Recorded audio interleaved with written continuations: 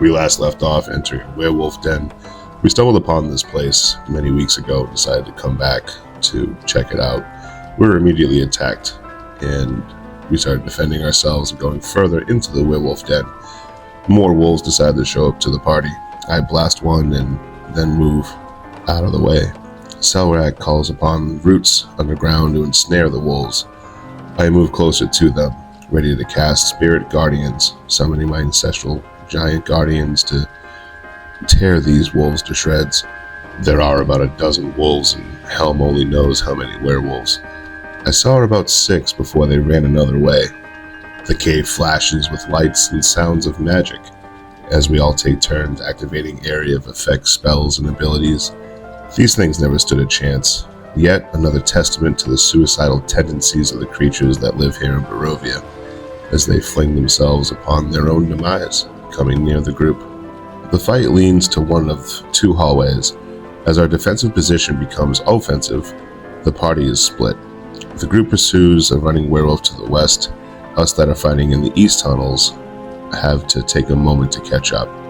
As soon as the party is reunited in the western tunnels, we see Gargos is swarmed.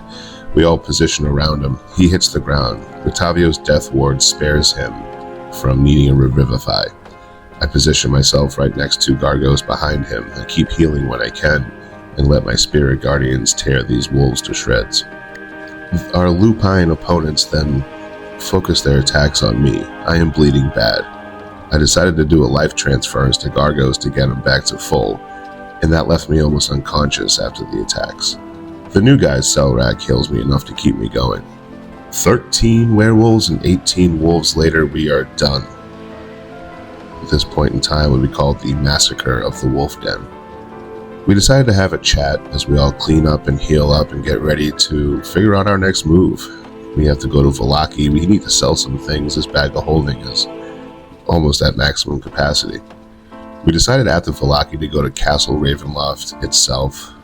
Val suggested it and the rest of us agreed. As we explore this wolf den, we found 6 prisoners. Children prisoners. Half are Barovi and the other half are Vistani. The party decides to bring them to Vallaki and the Vistani camp nearby, respectively. We have 6 miles of hiking ahead of us with 6 children in tow. After a long rest, we decide to head off. On the road, as we start moving, we saw a few Vistani. Val informed me that we have 3 Vistani children earlier. Like I said, one actually turns out to be one of their fathers looking for the boy. We give the Vistani children to this group and then continue to Vallaki with the other 3 Barovian children.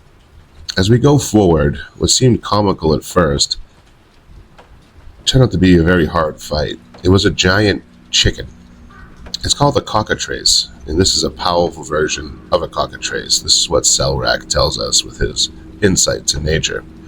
We are very careful of its bite, as it will petrify us. I only have the ability to fix that twice. The party attacks in a swarm-like pattern. I stand behind and buff everyone except for myself. I figure I'm not up front, so I won't need it as much until it happened.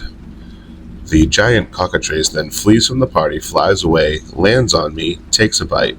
I am affected. I feel my muscles stiffening. I feel my blood thickening into a paste. More and more by the second, I am becoming petrified. I tell the group that I will miss them, and that if the worst happens, I regret nothing, and I cherished our time together. And then I cast freedom of movement to fix it. Val was not a big fan of the ruse of me pretending to be on my last moments and on my last leg. I did this because everything's so serious in this land of Barovia. Everything's so deep and dark and twisted and morbid. I needed a good laugh, but maybe I shouldn't have did that at the expense of my party members. We are close to the town of Vallaki now. I better go. I need to sell all this stuff in this bag, and then we head to Castle Ravenloft to confront Strahd himself, and hopefully give this land a bit of a break before Strahd inevitably returns 50 to 60 years later, as I've been told. It'll be nice to get back to the Forgotten Realms too, and out of this dreary hellscape of horror. I hope we are truly strong enough to defeat Strahd before he does this all over again. Strahd is trapped here like we are, by some force or some beings known as the Dark Ones. This is his prison, doomed to replay failing to be reunited with his love over and over and over again for all eternity. This wheel keeps moving forward no matter what we do.